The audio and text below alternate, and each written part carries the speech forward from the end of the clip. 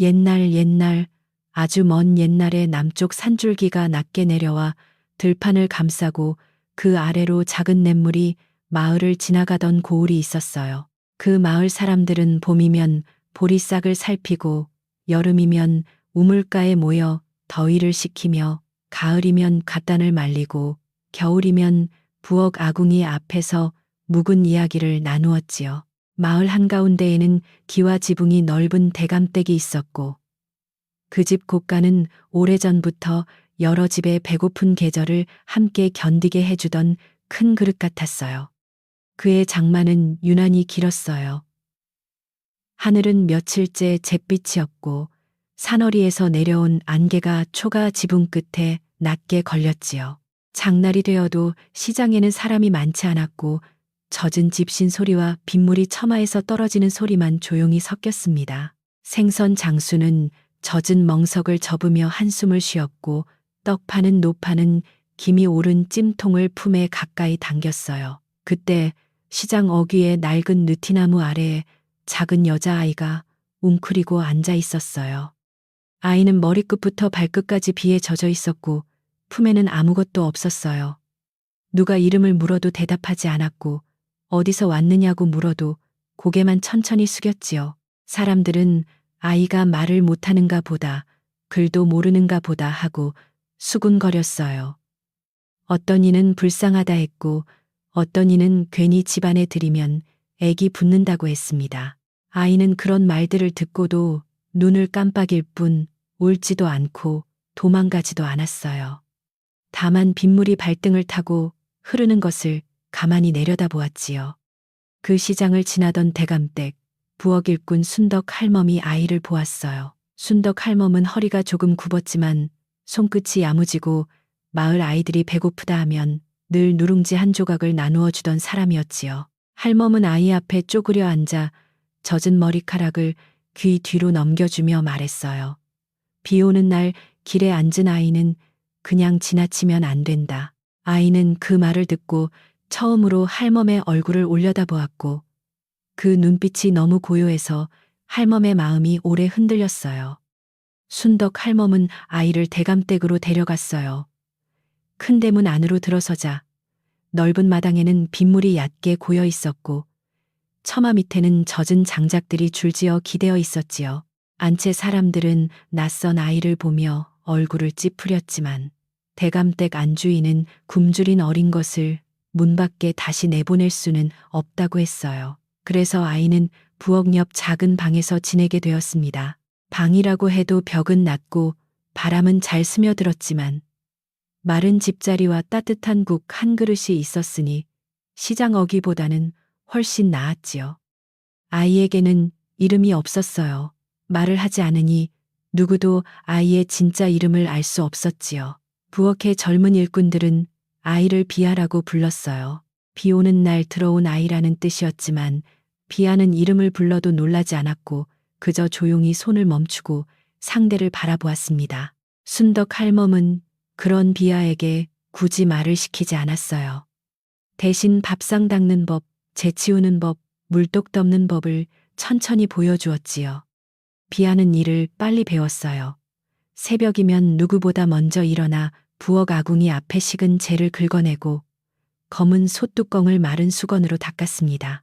우물에서 물을 기를 때도 물동이를 흔들지 않았고 마당을 쓸 때도 빗물이 빠지는 길을 막지 않았어요. 사람들은 처음에는 말없는 아이를 답답하게 여겼지만 며칠이 지나자 그 조용한 손놀림에 조금씩 익숙해졌지요. 다만 그를 아는 사람은 아무도 비아를 글방 곁에 세우지 않았고 장부가 놓인 사랑채에는 가까이 가지 못하게 했어요. 대감댁은 겉으로 보기에는 넉넉했지만 속은 복잡했어요. 집안에는 안채와 사랑채 행랑채가 있고 뒤뜰에는 큰 곡간이 3칸이나 있었지요. 그곳에는 쌀가마니와 콩자루 보리섬과 마을 사람들에게 빌려준 곡식의 기록이 들어 있었습니다. 봄에 씨앗이 모자란 집은 대감댁에서 곡식을 빌렸고 가을에 조금 넉넉해지면 다시 갚았어요. 그러니 그 장부는 단순한 종이가 아니었어요. 누군가의 밥그릇이고 누군가의 겨울이고 어떤 집 아이들의 울음을 멈추게 하는 약속이었지요. 그런데 그 해부터 대감댁 장부를 맡은 사람은 새로 들어온 집사 만석이었어요. 만석은 말이 번드르르하고 허리를 굽히는 법을 잘 알았지만 눈동자는 언제나 남의 주머니와 곳간 문틈을 살피는 듯 했어요. 그는 굵은 붓을 들고 사랑채에 앉아 하루 종일 숫자를 적었고 일꾼들에게는 장부 근처에도 오지 말라며 목소리를 높였습니다. 비아가 물동이를 들고 사랑채 마루 밑을 지나가면 만석은 손가락으로 문 밖을 가리키며 말했어요. 너 같은 아이가 볼 것이 아니다. 비아는 그 말을 들어도 아무 표정을 짓지 않았어요. 하지만 밤이 되면 이상한 일이 생겼습니다. 모두가 잠든 뒤 부엌 아궁이에 붉은 불씨가 아주 작게 남아있을 때 비아는 조심스럽게 일어나곤 했어요. 그녀는 맨발에 집신을 꿰고 행랑채 그늘을 지나 사랑채 뒤쪽으로 갔지요. 문은 잠겨 있었지만 만석이 낮에 버린 장부 초안이나 찢어진 종이 조각이 종종 마루 밑에 떨어져 있었습니다. 비아는 그 조각들을 주워 부엌으로 가져와 불빛 아래 펼쳐 보았어요. 사람들은 비아가 글을 모른다고 생각했지만 비아의 눈은 숫자를 아주 잘 알아보았어요. 그녀는 글자의 뜻은 몰라도 곡식의 수 날짜의 차이, 가마니의 묶음수를 기억했습니다. 시장에서 버려지기 전 비아는 어디선가 장사꾼들의 저울추와 샘판을 오래 보며 자란 듯했어요. 손가락 하나로 열을 세고 숫 조각 하나로 백을 표시하고 쌀알을 줄 세워 빠진 수를 찾아냈습니다. 비아는 소리를 내어 말하지 않았지만 숫자가 어긋날 때마다 눈썹을 아주 조금 움직였지요. 첫 번째로 비아가 알아차린 것은 콩자루의 수였어요. 장부 조각에는 뒷뜰 곳간에 콩자루가 26이라 적혀 있었지만 낮에 비아가 먼지를 털며 본 자루는 24뿐이었어요. 처음에는 자신이 잘못 보았나 싶어 다음날 다시 세었습니다. 비아는 자루의 묶음끈 모양까지 기억했고 빠진 두 자루의 자리에 젖은 자국이 남아있는 것도 보았어요. 그녀는 아무에게도 말하지 않았습니다. 대신 부엌 뒤 흙바닥에 수치로 작은 점 24을 찍고 떨어진 두 점을 따로 표시했어요. 그 다음은 쌀가마니였어요. 장부에는 가난한 새 집에 쌀이 나갔다고 되어 있었지만 그 새 집 아이들은 여전히 마른 보리죽을 먹고 있었습니다. 비아는 물을 길러 우물가에 갔다가 아이들이 나누는 말을 들었지요. 큰 댁에서 쌀이 온다더니 아직 안 왔대. 그 말은 빗물처럼 비아의 마음속에 스며들었습니다. 그날 밤 그녀는 장부 조각에 얼룩진 숫자를 오래 들여다보았어요. 그리고 부엌 바닥에 쌀알을 놓아가며 나간 양과 남은 양을 맞추어 보았습니다. 비아는 낮에는 여전히 말없는 작은 하녀였어요. 부엌에서 솥을 닦고 김치독 곁에 물을 치우고 마당에 떨어진 감잎을 모았습니다. 누군가 그녀에게 심부름을 시키면 고개를 끄덕이고 다녀왔고 실수한 일이 있으면 말없이 허리를 숙였어요. 하지만 그녀의 눈은 집안 곳곳을 놓치지 않았습니다. 곳간 문 앞 진흙에 남은 발자국, 가마니 끈에 묻은 붉은 흙만석의 소매 끝에 붙은 콩껍질까지 비아는 마음속 작은 장부에 차곡차곡 적어두었지요. 순덕 할멈은 어느 날 부엌 뒤에서 비아가 수트로 점을 찍는 모습을 보았어요. 할멈은 처음에는 아이가 장난을 치는 줄 알았지만 점과 줄이 너무 가지런해서 발걸음을 멈추었습니다. 비아는 할멈이 보고 있다는 것을 알고도 급히 지우지 않았어요. 다만 손가락으로 점 몇 개를 가리키고 다시 곳간 쪽을 바라보았지요. 순덕 할멈은 오래 세상을 산 사람이었기에 그 작은 손짓이 빈말보다 더 무거울 때가 있음을 알았습니다. 할멈은 낮은 목소리로 말했어요. 내 눈이 본 것은 쉽게 잊히지 않겠구나. 대감댁 뒤편에는 장작더미와 낡은 닭장이 있었어요. 비가 그친 다음 날 비아는 젖은 장작을 뒤집어 말리다가 아주 작은 기침 소리를 들었습니다. 처음에는 새끼 고양이인 줄 알았지만 장작 틈을 들여다보니 마른 얼굴에 사내아이가 웅크리고 있었어요. 아이는 너무 말라서 볼이 움푹 들어갔고 손에는 찢어진 헝겊 조각 하나를 꼭 쥐고 있었습니다. 비아가 가까이 다가가자 사내 아이는 겁먹은 눈으로 몸을 움츠렸지만 달아날 힘도 없어 보였어요. 비아는 놀라 소리를 내지 않았습니다.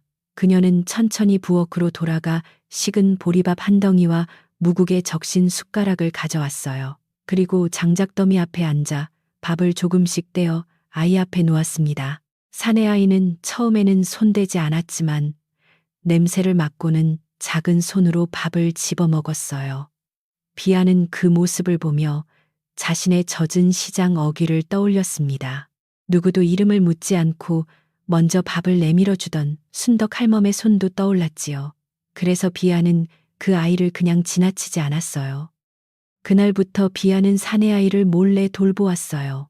낮에는 장작더미 뒤에 마른 짚을 깔아주고 밤에는 부엌에서 남은 누룽지와 따뜻한 물을 가져다 주었습니다. 아이는 처음 며칠 동안 아무 말도 하지 않았고 비아도 묻지 않았어요.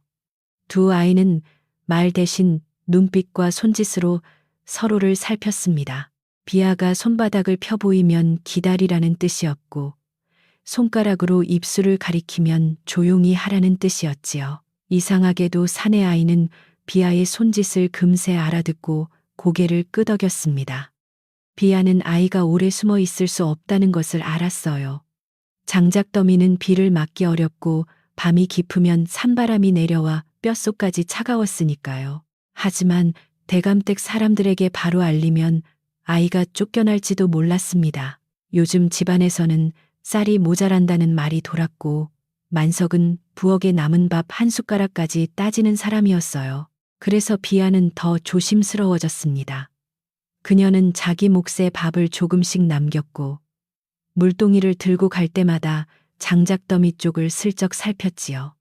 사내 아이는 어느 밤 비아가 가져온 따뜻한 물을 마신 뒤 처음으로 작게 말했어요. 나는 도망친 게 아니야. 목소리는 너무 작아 바람 소리에 묻힐 듯 했지만 비아는 분명히 들었습니다. 아이는 더 말하려다 기침을 했고 비아는 자신의 낡은 겉저고리를 벗어 덮어주었어요. 사내 아이는 눈을 감고 다시 속삭였지요. 우리 집 빚이 갑자기 커졌어. 아버지는 억울하다고 했어. 비아는 그 말을 듣는 순간 부엌 바닥에 찍어둔 숫점들이 하나둘 마음속에서 이어지는 것을 느꼈어요. 다음 날부터 비아는 더욱 자세히 살폈습니다. 만석이 사랑채에서 장부를 묶어들고 곳간으로 가는 시간, 옥분이라는 여인이 안채에 들어와 오래 머무는 시간, 빈 가마니가 뒤뜰 작은 문으로 빠져나가는 밤을 모두 기억했지요. 옥분은 대감의 먼 친척이라고 했지만 걸음거리는 친척집에 온 사람보다 주인처럼 당당했습니다. 그녀는 부엌 앞을 지날 때마다 비아를 내려다보며 말했어요. 저런 말없는 아이는 집안에 두면 마음이 답답해진다. 비아는 고개를 숙였지만 그녀의 손가락은 치맛자락 안에서 조용히 술을 세고 있었어요. 가을이 가까워지자 마을 들판은 누렇게 익어갔지만 사람들의 얼굴은 밝지 않았어요.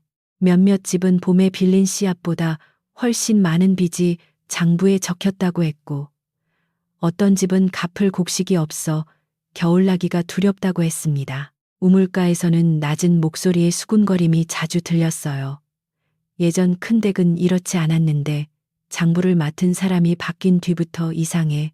비아는 물동이를 내려놓은 채 그 말들을 들었고 사내아이가 말한 억울함이 혼자만의 일이 아니라는 것을 깨달았어요. 그러나 비아가 가장 걱정한 것은 장작더미 뒤의 사내아이였어요. 아이는 조금씩 기운을 차렸지만 아직 오래 걷지 못했고 밤마다 악몽을 꾸듯 몸을 떨었습니다. 비아는 그를 데리고 부엌 뒤 작은 헛간으로 옮기고 싶었지만 들키면 둘 다 내쫓길 수 있었습니다. 어느 저녁 순덕 할멈이 남은 죽을 작은 사발에 담아 비아 앞에 밀어놓았어요. 할멈은 아무것도 묻지 않고 단 한마디만 했지요. 배고픈 숨소리는 담장 안에 오래 숨지 못한다. 비아는 그 말의 뜻을 알듯 말듯 오래 생각했어요. 그날 밤 비아는 처음으로 작은 결심을 했습니다. 그녀는 장부 조각들을 한데 모아 마른 콩자루 밑에 숨기고 수치로 그린 점들을 물 묻은 손으로 지우지 않았어요. 대신 낡은 기와 조각의 같은 표시를 다시 새겼습니다. 비가 와도 지워지지 않게, 누가 부엌 바닥을 쓸어도 사라지지 않게 하려는 것이었지요. 그녀는 사내아이의 헝겊 조각도 조심스럽게 받아 살폈습니다. 거기에는 흐릿한 이름과 빗 숫자가 적혀 있었고, 그 숫자는 비아가 주운 장부 조각의 숫자와 맞지 않았어요. 비아는 글자를 모두 읽지는 못했지만 틀린 수는 알아볼 수 있었습니다. 헝겊 조각의 빚은 세 섬이었는데 장부 조각에는 13섬이라 적혀 있었어요. 작은 먹점 하나가 사람의 한 해를 삼키고 한 줄의 거짓 숫자가 한 집의 밥상을 빼앗은 것이었습니다. 비아는 손끝이 차가워지는 것을 느꼈어요. 사내 아이는 그녀의 얼굴을 바라보다가 조심스럽게 물었습니다. 너는 말할 수 없어. 비아는 대답하지 않고 고개를 저었습니다. 그러나 마음속에서는 처음으로 말하고 싶다는 생각이 작게 피어올랐지요. 며칠 뒤 대감댁에는 큰 손님들이 온다는 소식이 들렸습니다. 만석은 곡간을 정리한다며 일꾼들을 몰아붙였고 옥부는 안채에서 세비단 치마를 펴놓고 웃었습니다. 그들은 모두 바쁜 척했지만 비아의 눈에는 이상한 서두름이 보였어요. 만석은 낡은 장부 몇 권을 아궁이에 태우라며 부엌으로 가져왔고 그중 한 권은 비에 젖어 먹이 번져 있었습니다. 비아는 불을 붙이기 전 아주 짧은 순간 그 장부를 펼쳐보았습니다. 그리고 숫자 아래에 지워진 다른 숫자의 그림자가 숨어 있는 것을 보았어요. 비아는 그 장부를 모두 태우지 않았습니다. 그녀는 겉장과 낡은 끝만 불 속에 넣고 안쪽 몇 장은 재 담는 대나무 통 밑에 숨겼어요. 손이 떨렸지만 얼굴은 여전히 조용했습니다.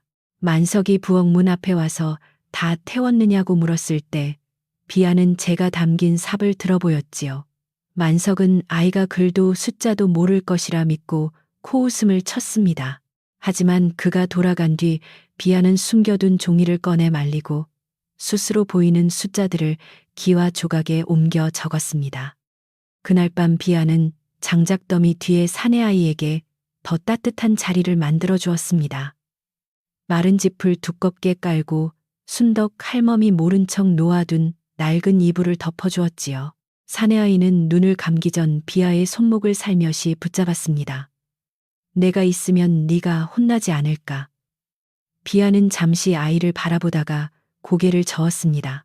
그리고 손가락으로 땅에 2개의 작은 집을 그린 뒤 그 사이에 밥그릇 하나를 그렸어요.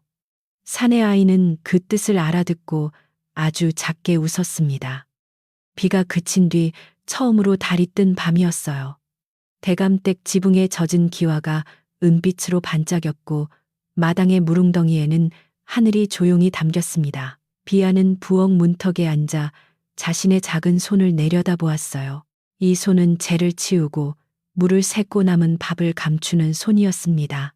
그러나 이제는 틀린 숫자를 바로잡고 굶주린 아이를 지키며 어쩌면 마을 사람들의 잃어버린 겨울을 되찾을 손이기도 했지요. 비아는 처음으로 자신이 왜 이 집에 오게 되었는지 조금 알 것 같았습니다.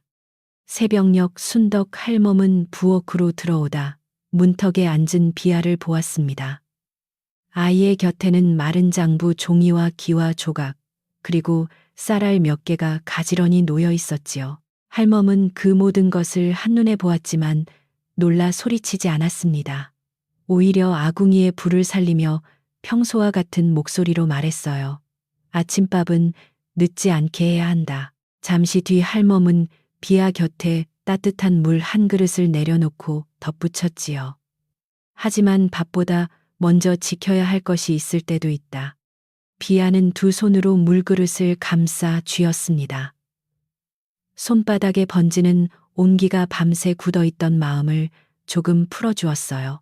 그녀는 순덕 할멈을 바라보며 아주 작게 입술을 움직였지만 소리는 나오지 않았습니다.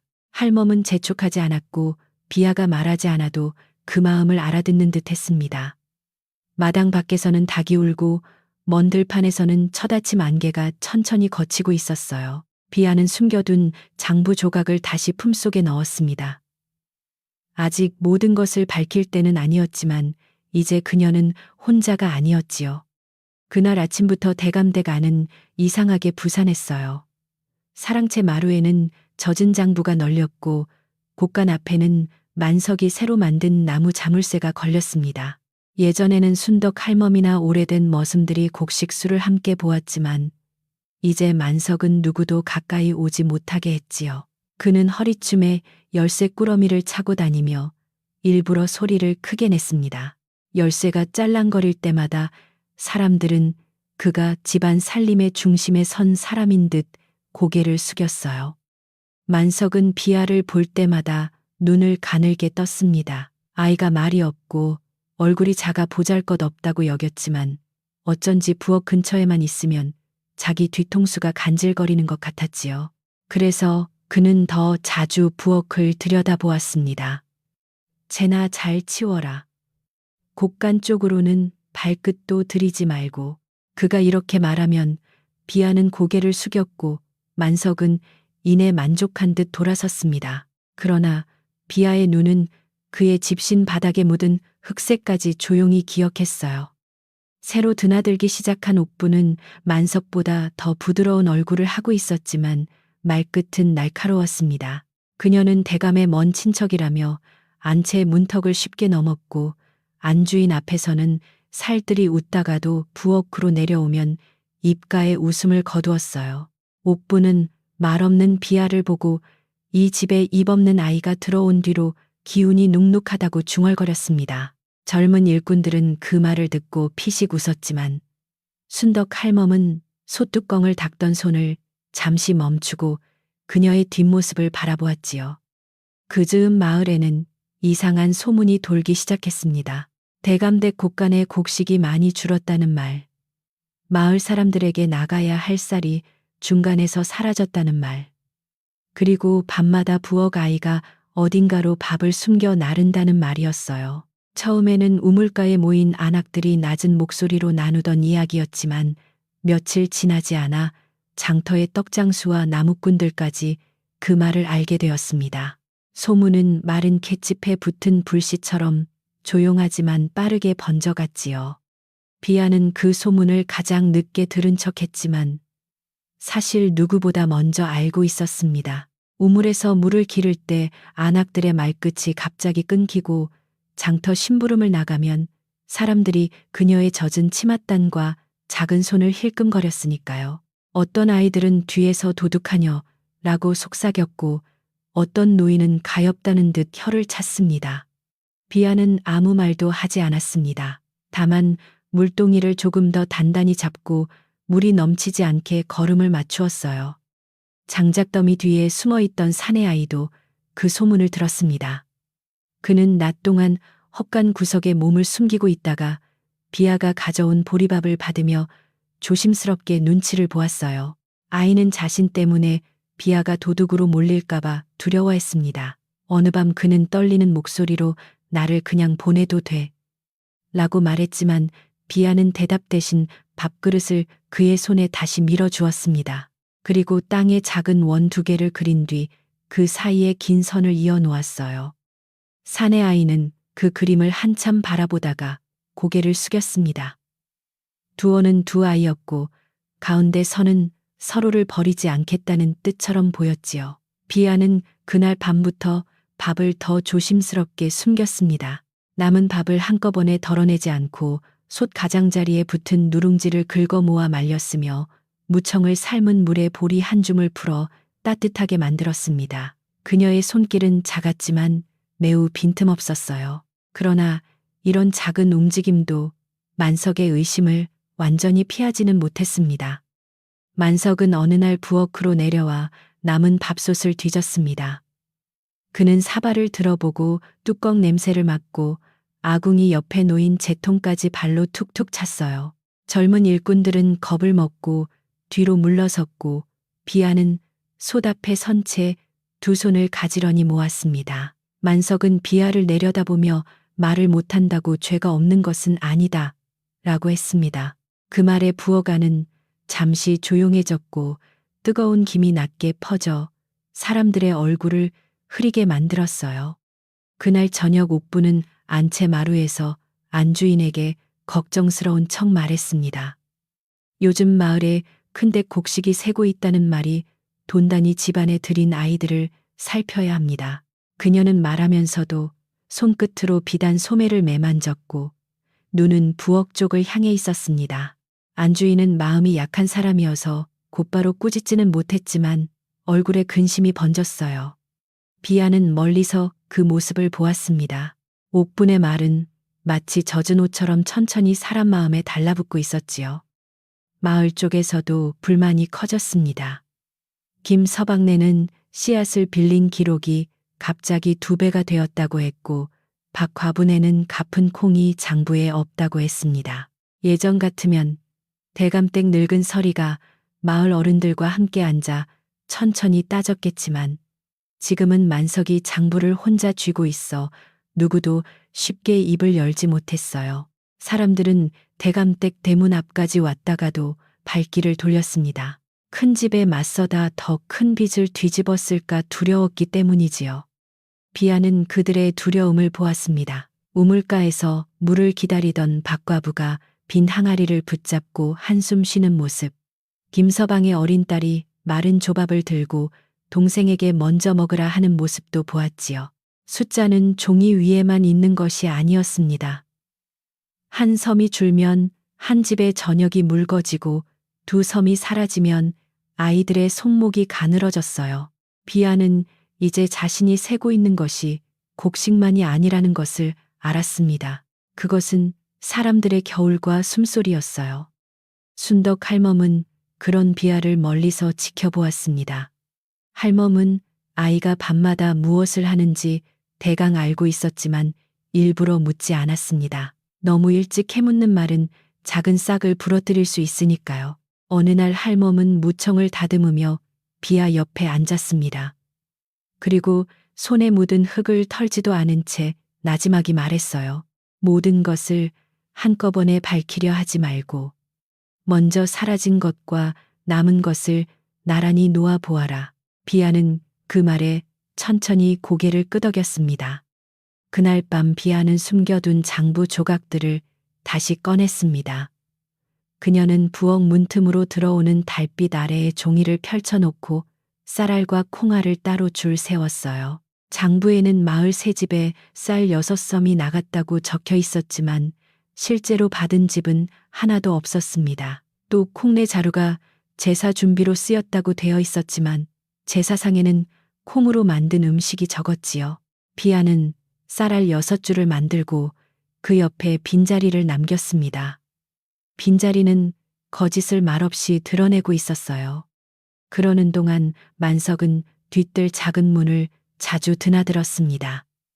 그는 밤이 깊은 뒤에만 움직였고 지프로 덮은 수레를 끌고 온 낯선 사내들과 낮은 목소리로 이야기했어요. 비아는 헛간 그늘에서 그 모습을 보았습니다. 수레 바퀴가 지나간 자리에는 붉은 진흙이 묻어 있었고 그 붉은 진흙은 마을 동쪽 고개 넘어 옥분 친척의 빈 창고 앞 흙과 같은 빛이었습니다. 비아는 그 흙을 손끝으로 살짝 만져보았고 다음 날 우물가에서 같은 흙이 묻은 집신을 본 것을 기억해냈습니다. 옥분은 점점 더 노골적으로 부엌 아이를 몰아세웠습니다. 그녀는 안채 사람들 앞에서 먹는 입은 늘었는데 곳간은 비었다고 말했고 일부러 비아 쪽을 바라보았습니다. 또 장작더미 근처에서 어린 발자국을 발견했다며 집안이 흉흉하다고 떠들었어요. 비아는 발자국을 지우려 했지만 전날 밤 비가 조금 내려 진흙의 흔적이 남아 있었습니다. 만석은 그 말을 듣자마자 눈을 번뜩였고 곧 부엌 일꾼들을 한데 모아 누가 몰래 사람을 숨기고 있는지 캐묻기 시작했습니다. 젊은 일꾼 하나가 겁에 질려 비아를 쳐다보았습니다. 그는 비아가 밤마다 부엌 뒤쪽으로 가는 것을 본 적이 있었지만 굶주린 아이에게 밥을 주는 일인지까지는 몰랐어요. 그 눈빛 하나만으로도 만석은 흡족해했습니다. 역시 말없는 아이가 밤에 움직였구나. 그의 목소리는 마치 이미 죄를 잡은 사람처럼 굳어 있었습니다. 비아는 가만히 서 있었습니다. 그녀는 사내 아이의 숨은 자리와 숨겨둔 장부 조각이 동시에 떠올랐고 어느 쪽도 빼앗기지 않으려면 더 침착해야 한다고 생각했어요. 그날 밤 비아는 사내 아이를 헛간 안쪽 더 깊은 곳으로 옮겼습니다.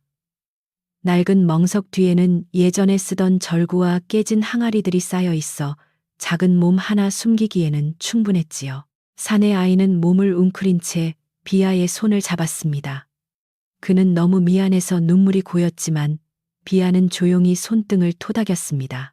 그리고 손가락으로 자기 눈을 가리킨 뒤 다시 마당과 곡간 쪽을 가리켰어요. 말은 없었지만 사내 아이는 그 뜻을 알아들었습니다. 비아가 아직 보고 있고 아직 포기하지 않았다는 뜻이었어요. 다음날 장터에서는 더 심한 말이 돌았습니다.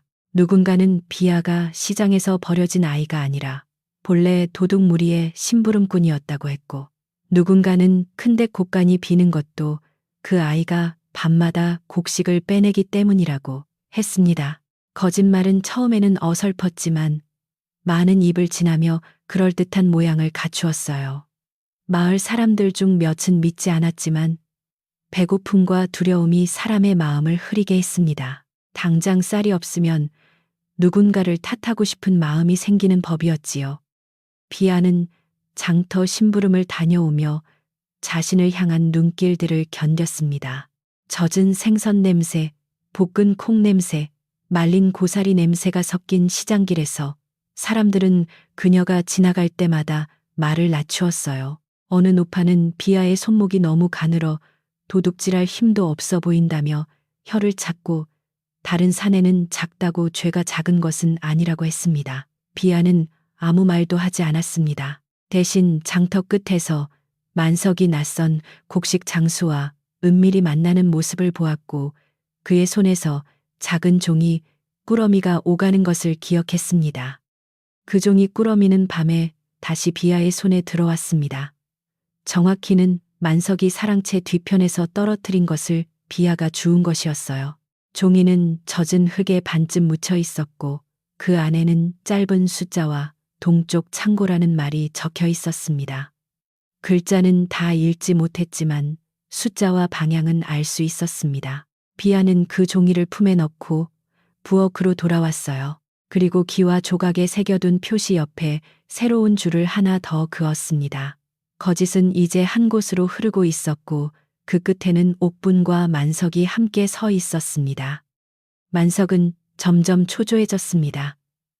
사라진 장부 몇 장을 아무리 찾아도 보이지 않았고 부엌 아이가 겁먹지 않는 것도 마음에 걸렸어요. 그는 아이가 정말 아무것도 모른다면 이렇게 조용할 수 있을까 생각했습니다. 그래서 더 큰 소문을 만들기로 했지요. 만석은 마을 머슴들에게 비아가 밤마다 도깨비처럼 부엌불을 살린다고 말했고, 옥부는 안채 여인들에게 말없는 아이가 들어온 뒤 집안에 애군이 꼈다고 보탰습니다. 그들은 곡식 도둑질을 애군 이야기로 덮으려 했어요. 하지만 모든 사람이 그 말을 믿은 것은 아니었습니다. 마을 끝에 사는 늙은 집신 장수는 우물가에서 비아를 보고 오래 바라보다가 고개를 저었습니다. 그는 예전에 대감댁에서 쌀을 빌려 굶주림을 넘긴 사람이었고 비아가 몰래 박과분의 아이에게 누룽지 조각을 준 것도 본 적이 있었어요. 그는 사람들에게 크게 맞서지는 못했지만 낮게 말했습니다. 배고픈 아이가 밥을 나누면 죄가 아니고 배부른 어른이 곳간을 숨기면 죄다. 그 말은 몇몇 사람의 마음에 조용히 남았습니다. 비아는 그 말을 직접 듣지는 못했지만 마을의 공기가 조금씩 갈라지는 것을 느꼈습니다. 그녀를 의심하는 눈도 있었지만 걱정하는 눈도 생겼어요. 순덕 할멈은 부엌에서 일부러 밥을 조금 넉넉히 지었고 늙은 머슴은 곡간 앞을 쓸며 만석의 발자국을 슬쩍 살폈습니다. 아주 작은 변화였지만 비아에게는 큰 힘이 되었습니다. 혼자만 알고 있는 진실은 너무 무겁지만 누군가 함께 이상하다고 느끼기 시작하면 그 무게가 조금 나뉘는 법이지요. 그러던 어느 흐린 오후 대감이 사랑채에서 만석을 불렀습니다. 마을 사람들이 빚장부에 불만을 품고 있다는 말이 대감의 귀에도 들어간 것이었어요. 만석은 공손히 절하며 모든 것이 가난한 사람들이 빚을 갚기 싫어 꾸미는 말이라고 했습니다. 그는 장부를 들고 와 숫자를 줄줄 읽었고 대감은 눈살을 찌푸렸지만 당장 틀린 곳을 찾지는 못했습니다. 비아는 멀리서 찬물을 들고 서 있다가 만석이 읽는 숫자와 자신이 숨겨둔 종이의 숫자가 다르다는 것을 또렷이 알아차렸어요. 그 순간 만석은 비아가 자신을 바라보고 있다는 것을 느꼈습니다. 그는 말을 멈추고 아이 쪽을 돌아보았어요. 두 사람의 눈이 잠시 마주쳤습니다. 만석의 눈에는 의심과 짜증이 번졌고 비아의 눈에는 아무 말도 없었지만 흔들림도 없었습니다. 대감은 그 짧은 눈빛을 보지 못했지만 순덕 할멈은 부엌 문 밖에서 보았습니다. 그날 저녁 할멈은 비아에게 따뜻한 된장국을 건네며 말했어요. 무서워도 눈을 피하지 않는 아이는 이미 길을 반쯤 건넌 것이다. 밤이 깊어지자 바람이 대나무 울타리를 흔들었습니다. 비아는 헛간으로 가서 사내아이의 이마를 짚어보았습니다. 아이는 조금 열이 있었지만 눈빛은 전보다 맑아졌어요. 그는 비아에게 자기 아버지의 이름과 집이 있던 자리를 천천히 알려주었습니다. 비아는 그 이름을 모두 읽을 수는 없었지만 사내아이가 준 헝겊 조각의 표시와 맞추어 기억했습니다. 그녀는 이제 이 일이 단순히 숨어있는 아이 하나를 지키는 것이 아님을 알았습니다. 장부 속 거짓은 여러 집의 삶을 짓누르고 있었어요. 비아는 부엌으로 돌아와 마지막으로 숫자를 맞추어 보았습니다. 쌀 6섬, 콩 2자루, 보리 5말 그리고 빛 3섬이 13섬으로 변한 흔적이 있었습니다. 그녀는 수치로 찍은 점과 쌀알줄 기와 조각의 홈을 한 대 놓고 오래 바라보았어요. 말할 수 없는 아이에게 숫자는 말보다 분명한 목소리였습니다. 사람들은 그녀가 글을 모른다고 했지만 굶주림을 늘리는 거짓 숫자는 그녀의 눈을 피해갈 수 없었습니다. 비아는 작은 손을 무릎 위에 올리고 천천히 숨을 골랐어요. 다음 날 아침 만석은 대감댁 마당에서 모든 부엌 식구들을 불러 세우겠다고 했습니다. 그는 잃어버린 곡식과 숨은 아이의 일을 한꺼번에 따져야 한다며 목소리를 높였어요. 옥부는 안채처마 밑에서 걱정하는 얼굴을 꾸몄지만 눈가에는 은근한 웃음이 떠 있었습니다. 비아는 그 모습을 보고도 물러서지 않았습니다. 그녀는 장부 조각을 몸에 직접 지니지 않고 순덕 할멈이 오래 쓰던 된장독 뒤 마른 틈에 숨겨두었습니다. 혹시 붙잡혀도 진실이 함께 빼앗기지 않게 하려는 것이었지요. 부엌 아침 연기가 낮게 깔리고 마을 쪽에서는 장터로 가는 사람들의 발소리가 들렸습니다. 비아는 마지막으로 헛간의 사내아이에게 물 한 그릇을 주고 멍석을 단단히 덮어주었습니다. 사내아이는 겁에 질린 얼굴로 그녀를 붙잡았지만 비아는 조용히 손을 빼고 그의 어깨를 감싸주었어요. 그리고 손가락으로 하늘을 한 번, 마당을 한 번, 자기 가슴을 한 번 가리켰습니다. 사내아이는 그 뜻을 모두 알 수는 없었지만 비아가 이제 도망치지 않으리라는 것만은 알았습니다. 마당으로 나가는 길에 비아는 우물가에 잠시 멈추었습니다. 물 위에는 흐린 하늘과 자신의 작은 얼굴이 흔들리고 있었어요. 사람들은 그녀가 말하지 못한다고 했고 글도 모른다고 했으며 그래서 죄를 뒤집어 씌우기 쉽다고 생각했습니다. 그러나 비아는 지난밤까지 세워온 모든 숫자와 사람들의 얼굴을 마음속에 담고 있었습니다. 그녀가 지키려는 것은 자기 한 몸만이 아니었습니다. 장작더미 뒤에 아이 빚에 눌린 집들, 그리고 오래전부터 마을을 살려온 큰댁의 바른 이름까지 모두 그 안에 있었지요. 마당에 부엌 식구들이 모였을 때 하늘은 낮고 바람은 눅눅했어요. 만석은 사랑채 계단 위에 서서 손에 쥔 장부를 흔들었습니다. 그는 잃어버린 곡식과 몰래 나간 밥을 한데 묶어 말하며 마치 모든 죄가 이미 비아의 작은 어깨 위에 놓인 것처럼 굴었지요. 비아는 사람들 맨 뒤에 서 있었습니다. 그녀의 치맛단은 물동이에서 튄 물로 젖어 있었고 두 손은 앞에 가지런히 모여 있었어요. 아무 말도 하지 않는 모습이 더 의심스럽다고 누군가 낮게 중얼거렸습니다. 만석은 먼저 부엌솥을 들먹였습니다. 남은 밥이 줄었고 누룽지가 사라졌으며 밤마다 아궁이 불씨가 다시 살아난다고 했지요. 그는 사람들에게 비아가 고개를 들지 못하는 것이 죄가 있기 때문이라고 몰아붙였습니다. 그러나 비아는 고개를 숙인 것이 아니라 땅을 보고 있었습니다. 마당의 진흙 위에 남은 발자국들이 말없이 그녀에게 길을 알려주고 있었어요. 만석의 집신 자국은 곳간 쪽에서 왔고 부엌 뒤 작은 문 쪽으로 한 번 더 이어져 있었지요. 순덕 할멈은 사람들 틈에서 조용히 비아를 살폈습니다.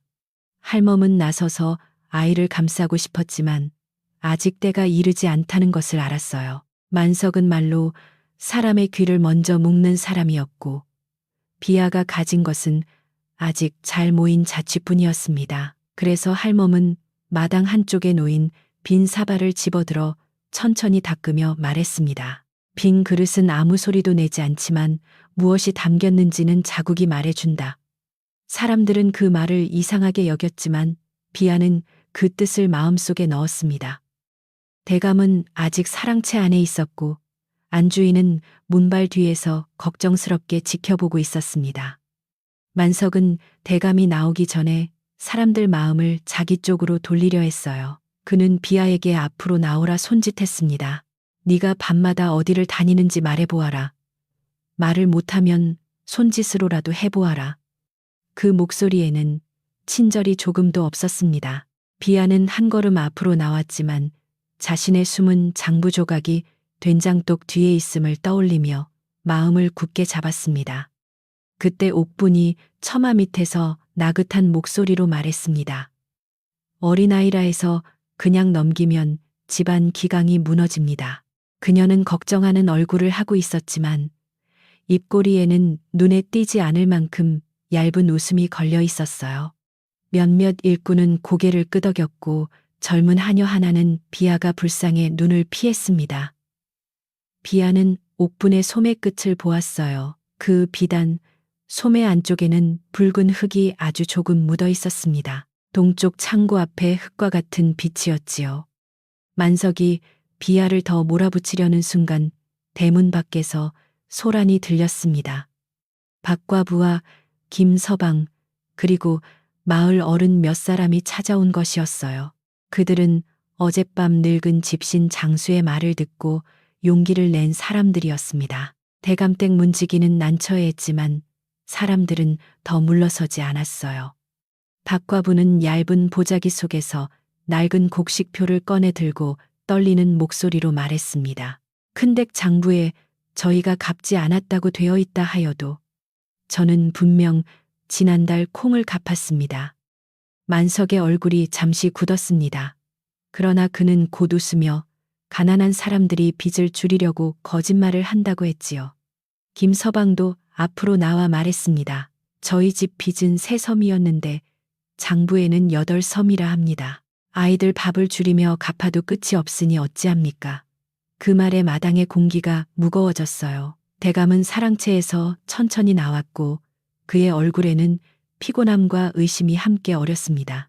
그는 만석에게 장부를 가져오라 했습니다. 만석은 준비해둔 깨끗한 장부를 펼쳤습니다. 그 장부에는 모든 숫자가 그럴듯하게 정리되어 있었어요. 글씨도 반듯했고 먹자국도 새로웠습니다. 대감은 한 줄씩 읽어 내려갔지만 겉으로 보기에는 틀린 곳을 찾기 어려웠지요. 마을 사람들의 얼굴에는 다시 불안이 번졌습니다. 비아는 깨끗한 장부가 오히려 수상하다고 느꼈어요. 오래 쓰인 장부라면 손때와 접힌 자국이 있어야 했는데 만석이 든 장부는 마치 비온 뒤 새로 깎은 대나무처럼 매끈했습니다. 비아는 조용히 부엌 쪽으로 눈을 돌렸습니다. 된장독 뒤에 숨긴 종이를 지금 꺼내야 할까? 아니면 더 확실한 자취가 필요할까? 그녀는 만석의 허리춤에 달린 열쇠 꾸러미를 보았습니다. 열쇠 중 하나에는 작은 보리 껍질이 끼어 있었고 또 하나에는 검은 그을음이 묻어 있었어요. 곡간 열쇠가 왜 아궁이 그을음을 묻히고 있을까? 비아는 그제야 만석이 태우라 했던 장부와 곡간 사이에 더 깊은 연결이 있음을 느꼈습니다. 마당의 신문은 흐지부지 끝났습니다. 대감은 마을 사람들에게 사흘 뒤 곡식 나눔 날에 다시 장부를 대조하겠다고 했어요. 만석은 겉으로는 공손히 절했지만 눈빛은 사납게 흔들렸습니다. 그는 비아를 향해 짧게 노려보았고 옥부는 처마 밑에서 손수건을 접었다 폈다 했습니다. 비아는 그들의 초조함이 커졌다는 것을 알았습니다. 진실은 아직 드러나지 않았지만 거짓을 감싼 천에 첫 구멍이 난 셈이었지요. 그날 밤 만석은 더 늦은 시각에 움직였습니다. 비아는 헛간의 사내 아이에게 따뜻한 물을 건넨 뒤 벽 틈으로 밖을 살폈어요. 만석은 곡간 뒤 작은 문을 열고 낡은 장부 꾸러미를 꺼냈습니다. 옥분도 검은 보자기를 쓰고 나타났고 두 사람은 낮은 목소리로 다투기 시작했습니다. 옥부는 더는 집안에 두면 위험하다고 했고 만석은 아직 동쪽 창고로 옮기지 못한 곡식이 남았다고 했어요. 비아는 모든 말을 다 알아듣지 못했지만 숫자와 창고라는 말은 분명히 들었습니다. 비아는 숨을 죽인 채 그들이 떠나기를 기다렸습니다. 두 사람이 뒤뜰 문으로 나가자 그녀는 맨발로 곡간 뒤쪽으로 다가갔어요. 작은 문은 급히 닫힌 탓에 걸쇠가 완전히 물리지 않았습니다. 비아는 가느다란 손가락으로 틈을 벌려 안을 들여다보았어요. 곡간 안쪽 바닥에는 쌀가마니가 줄어든 자리마다 네모난 먼지 자국이 남아 있었습니다. 남은 가마니의 수와 먼지 자국을 합치면 장부에 적힌 수와 맞았지요. 곡식은 사라진 것이 아니라 빼돌려진 것이었습니다. 그녀는 곡간 안으로 들어가지 않았습니다. 발자국을 남기면 만석이 다시 자신을 몰아세울 수 있었으니까요. 대신 문가에 떨어진 집근 하나를 주워 품에 넣고 먼지 자국의 줄수를 손가락으로 세었습니다. 한 줄에 5자리, 또 한 줄에 4자리, 가장 안쪽에 2자리, 모두 11자리였어요. 비아는 그 수를 잊지 않으려고 손목 안쪽을 손톱으로 살짝 눌러 표시했습니다. 아프지는 않았지만 기억이 흐려지지 않게 하는 작은 매듭 같았지요.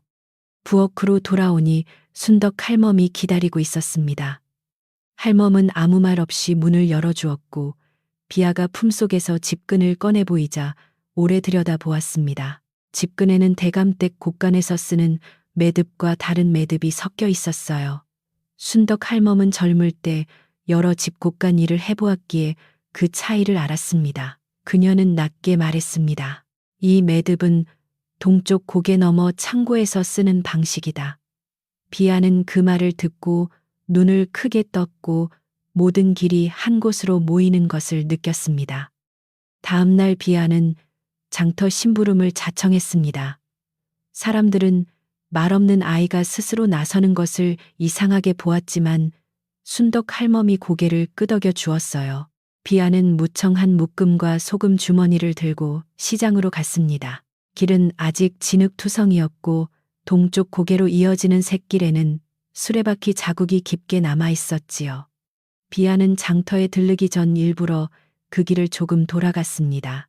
그리고 옥분의 친척이 쓰는 낡은 창고 앞에서 대감댁 가마니와 같은 무늬의 집 부스러기를 보았습니다. 창고 문은 굳게 닫혀 있었지만 문틈 아래로 쌀알 몇 개가 흘러나와 있었습니다. 비아는 그 쌀알을 주워 손바닥에 올렸어요. 대감댁 곡간의 쌀은 다른 집보다 알이 조금 길고 빛이 맑았습니다. 봄마다 좋은 논에서 거둔 것을 따로 보관했기 때문이지요. 비아는 부엌에서 그 쌀을 수없이 씻어 보았기에 한눈에 알아볼 수 있었습니다. 그녀는 쌀알 3개를 헝겊 끝에 싸고 창고 앞 붉은 흙도 조금 묻혀 돌아섰습니다. 그때 등 뒤에서 누군가의 기침 소리가 들렸어요. 기침을 한 사람은 늙은 집신 장수였습니다. 그는 비아를 보고도 놀라지 않았습니다. 오히려 손수 짠 집신 한 켤레를 들고 창고 그늘에서 천천히 걸어 나왔어요. 그는 이른 새벽부터 장터로 가다가 만석의 수레를 본 적이 있다고 했습니다. 비아가 말을 하지 못하자 노인은 그녀의 손바닥에 놓인 쌀알과 흙을 보고 고개를 끄덕였지요. 그리고 단 한마디를 남겼습니다. 눈으로 본 것은 혼자 품으면 무겁지만 함께 보면 길이 된다. 비아는 그 말을 마음 깊이 새겼습니다. 비아가 돌아온 뒤 사내 아이는 조금 더 많은 것을 털어놓았습니다. 그의 아버지는 봄에 새 섬을 빌렸고 가을 전에 두 섬을 갚았다고 했어요. 그러나 만석이 새 장부를 들고 와 빚이 13섬이라고 우겼고 갚지 못하면 집 뒤 작은 밭을 내놓으라 했다는 것이었습니다. 아버지가 대감께 직접 말하러 가겠다고 한 날 밤 장부가 사라졌고 집에는 빚쟁이들이 들이닥쳤지요. 사내 아이는 어머니가 자신만이라도 숨으라 하여 도망쳤다고 울먹였습니다. 비아는 아이의 말을 들으며 헝겊 조각을 다시 펼쳤습니다. 거기에는 서툴지만 정직한 손글씨로 새 섬 갚은 두 섬 남은 한 섬이라는 표시가 남아 있었어요. 글자는 몰라도 숫자의 흐름은 너무도 분명했습니다. 만석의 장부에서 한 섬은 13섬이 되었고 갚은 흔적은 지워졌습니다. 비아는 손가락으로 헝겊 위의 세 숫자를 천천히 짚었습니다. 사내 아이는 그녀가 자신의 말을 믿어준다는 것을 알고 눈물을 닦았어요.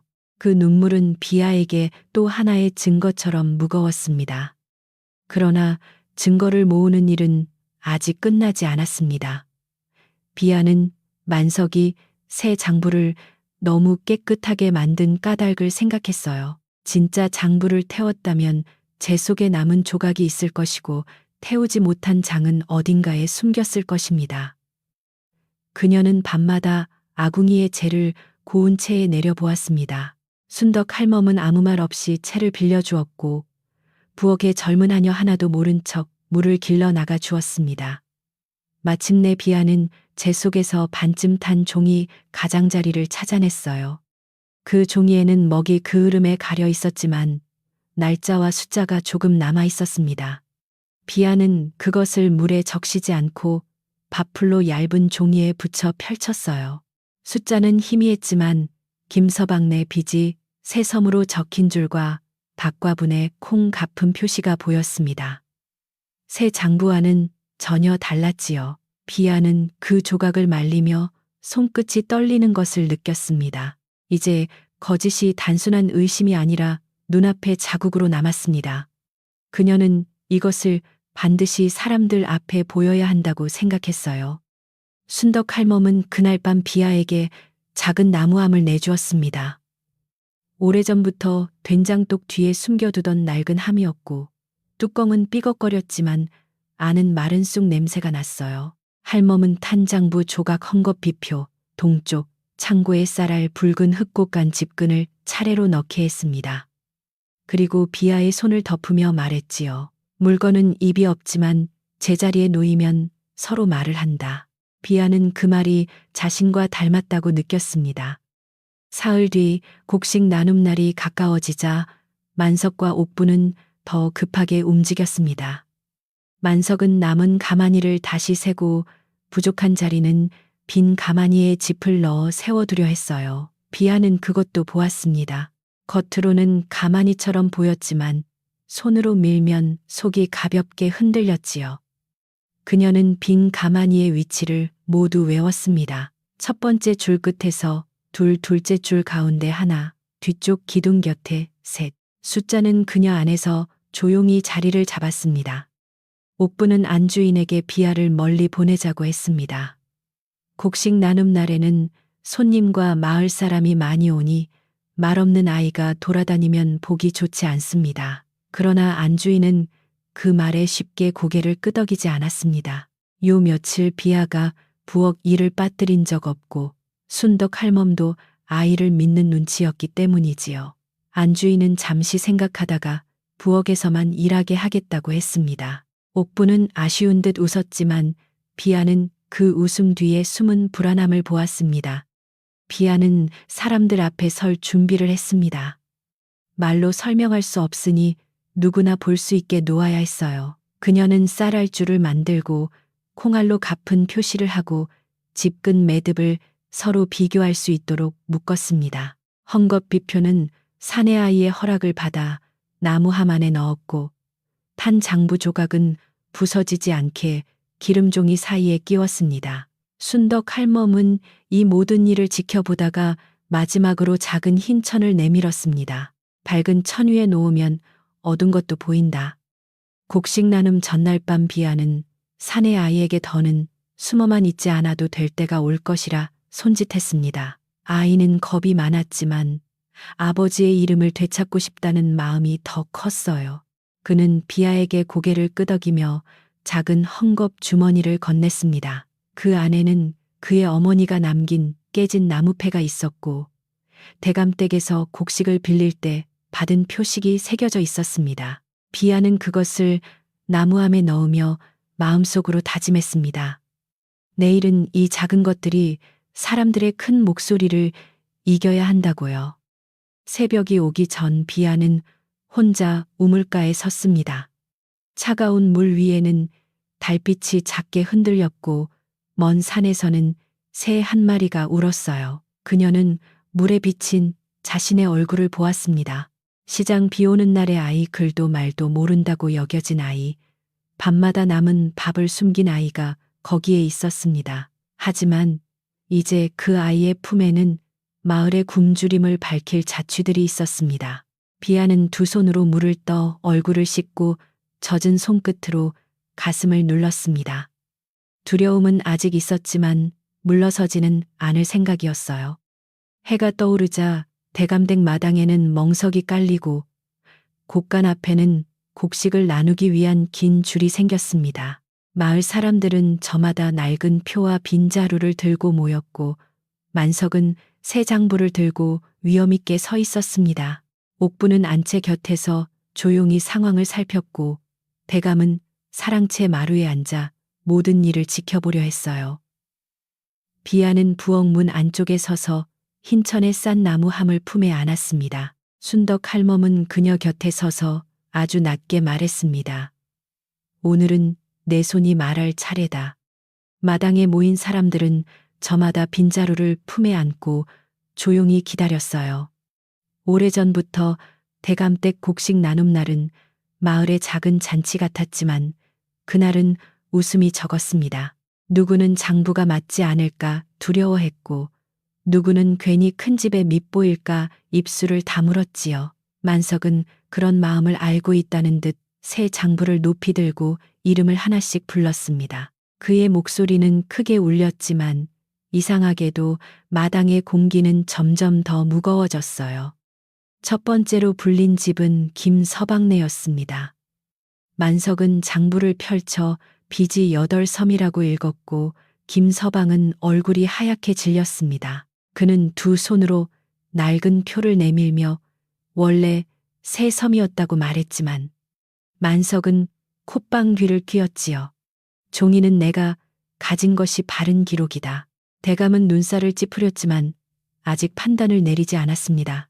비아는 부엌 문 안쪽에서 그 모습을 바라보며 품속의 나무함을 더 단단히 끌어안았습니다.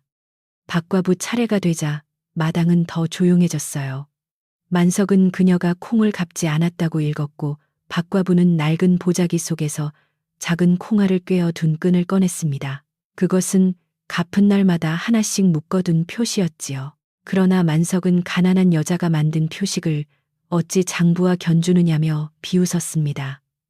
그때 순덕 할멈이 부엌 문가에서 천천히 앞으로 나왔어요. 그녀는 허리를 굽힌 채 말했습니다. 작은 매듭도 오래 묶이면 하루를 기억한다. 그 말에 사람들의 시선이 순덕 할멈에게 모였습니다. 만석은 늙은 부엌 일꾼이 나서는 것이 못마땅해 얼굴을 찌푸렸어요. 부엌 사람은 부엌으로 돌아가시오. 하지만 순덕 할멈은 물러서지 않았습니다. 그녀는 비아 쪽을 잠시 바라본 뒤 아주 작은 고갯짓을 했어요. 비아는 그 신호를 알아보았습니다. 아직 목소리는 없지만 이제 손이 말할 때였습니다. 그녀는 흰천에 싼 나무함을 품에서 꺼내고 천천히 마당 가운데로 걸어 나갔습니다. 비아가 앞으로 나오자 사람들 사이에서 웅성거림이 일었습니다. 말 없는 부엌 아이가 곡식 나눔 자리에 나오는 것은 처음 있는 일이었지요. 만석은 곧장 소리쳤습니다. 저 아이가 바로 밤마다 밥을 빼낸 아이입니다. 먼저 저 아이부터 살펴야 합니다. 옥분도 처마 밑에서 손수건을 입가에 대며 걱정스러운 얼굴을 했습니다. 그러나 비아는 누구의 말에도 흔들리지 않았어요. 그녀는 마당 가운데 깔린 멍석 위에 흰 천을 펴고 나무 함의 뚜껑을 조용히 열었습니다. 함 안에는 탄장부 조각, 헝겊 비표, 쌀알 3개를 싼 천 붉은 흙집근과 매듭들이 가지런히 놓여 있었습니다. 사람들은 처음에는 그것이 무엇인지 몰라 서로 얼굴만 보았어요. 비아는 먼저 김서방의 낡은 표를 가리키고 그 옆에 탄장부 조각을 조심스럽게 놓았습니다. 조각에는 그을음이 묻었지만 새섬이라는 숫자가 희미하게 남아 있었지요. 김서방은 그것을 보자 손이 떨렸습니다. 저 숫자입니다. 처음 장부의 숫자가 저랬습니다. 만석은 급히 앞으로 다가와 조각을 낚아채려 했습니다. 그러나 늙은 집신 장수가 그 사이에 지팡이를 내밀어 막았어요. 그는 마당 한가운데 서서 낮게 말했습니다. 불에 탄 종이를 왜 그렇게 겁내시오? 사람들 몇이 작게 숨을 삼켰습니다. 대감도 자리에서 몸을 앞으로 기울였어요. 만석은 얼굴을 붉히며 아이가 어디서 주운 쓰레기로 장난한다고 했지만 그의 목소리는 조금 전보다 덜 단단했습니다. 비아는 그 틈을 놓치지 않고 박과부의 콩매듭을 가져왔습니다. 비아는 박과부의 콩매듭 옆에 또 다른 탄 장부 조각을 놓았습니다. 거기에는 작게 가품 표시가 남아 있었어요. 그녀는 이어서 만석의 새 장부를 향해 손을 뻗었습니다. 만석은 처음에는 내주지 않으려 했지만 대감이 조용히 내놓아라 라고 말하자 어쩔 수 없이 장부를 넘겼습니다. 비아는 글을 읽지 못하는 듯 보였지만 숫자줄은 정확히 찾아냈어요. 그녀는 새 장부의 빈 표시와 탄 조각의 가품 표시를 나란히 놓고 사람들에게 보이도록 손가락으로 천천히 짚었습니다. 마을 어른들은 멍석 가까이 다가와 고개를 숙였습니다. 그들은 비아가 말하지 않아도 무엇을 말하려 하는지 조금씩 알아차렸어요. 새 장부에서는 가픈 흔적이 사라졌고 빗숫자는 커져 있었습니다. 박과부는 그 자리에 주저앉을 듯 비틀거렸고 옆에 안악이 그녀를 붙잡았습니다. 대감의 얼굴은 점점 굳어졌어요. 만석은 계속 변명을 하려 했지만 그의 말은 이제 마당의 먼지처럼 가볍게 흩어졌습니다. 비아의 조용한 손끝이 더 또렷하게 사람들의 눈을 붙잡고 있었지요. 이번에는 비아가 집근 2개를 꺼냈습니다. 하나는 대감댁 곳간에서 쓰는 매듭이었고 다른 하나는 동쪽 창고 앞에서 주운 끈이었습니다. 순덕 할멈은 2 매듭을 나란히 펼쳐 보이며 설명했습니다. 이 집 매듭은 끝을 안으로 넣고 동쪽 창고 매듭은 끝을 밖으로 빼둡니다. 사람들은 처음에는 고개를 갸웃했지만 곧 차이를 알아보았습니다. 비아는 이어서 동쪽 창고 앞에 붉은 흙을 흰 천 위에 조금 뿌리고 만석의 집신 바닥을 가리켰습니다. 모든 눈이 만석의 발로 향했습니다. 그의 집신 바닥에는 같은 붉은 흙이 말라붙어 있었어요. 만석은 급히 발을 뒤로 뺐지만 이미 늦었습니다. 비아는 또 옥분의 비단 소매 안쪽을 가리켰습니다. 옥분은 놀라 손을 감추려 했지만 안채 여인 하나가 그 붉은 얼룩을 보았습니다. 대감은 낮은 목소리로 물었습니다. 어찌하여 2 사람이 같은 흙을 묻히고 내 곳간의 매듭이 동쪽 창고에 가 있느냐. 그 말에 마당은 숨소리조차 잦아들었습니다. 만석은 동쪽 창고에는 간일이 없다고 우겼습니다. 그러자 비아는 흰 천 위에 쌀알 3개를 올려놓았습니다. 그리고 부엌에서 가져온 대감댁 쌀 한 줌을 곁에 놓았어요. 2 쌀은 모양과 빛이 같았습니다. 비아는 손가락으로 동쪽을 가리키고 다시 곳간을 가리킨 뒤 빈 가마니가 서 있는 줄을 향해 걸어갔습니다. 그녀는 첫 번째 줄 끝에 가마니 2를 밀었습니다. 가마니는 묵직하게 쓰러지지 않고 속이 빈 듯 가볍게 옆으로 넘어졌어요. 사람들 사이에서 놀란 소리가 터졌습니다. 비아는 둘째 줄 가운데 가마니와 뒤쪽 기둥 곁에 가마니도 차례로 가리켰습니다. 머슴들이 그것을 들어보니 속에는 쌀이 아니라 마른 짚이 채워져 있었어요. 만석의 얼굴은 흑빛이 되었고 옥부는 처마 기둥 뒤로 물러서려 했습니다. 대감은 자리에서 일어나 곳간 문을 열게 했습니다. 오랫동안 닫혀있던 문이 삐걱거리며 열리자 바닥에는 가마니가 놓였던 네모난 먼지 자국들이 환히 드러났습니다. 그 자국은 비아가 밤새 세어둔 수와 맞았습니다. 비아는 곳간 안으로 들어가지 않고 문 앞에 섰습니다. 그녀는 손가락으로 먼지 자국을 하나씩 세고 멍석 위에 쌀알줄과 맞추었습니다. 마을 어른들도 함께 세기 시작했어요. 하나 둘 셋 수가 늘어날수록 만석의 고개는 점점 내려갔습니다. 대감은 오랜 침묵 끝에 만석에게 물었습니다.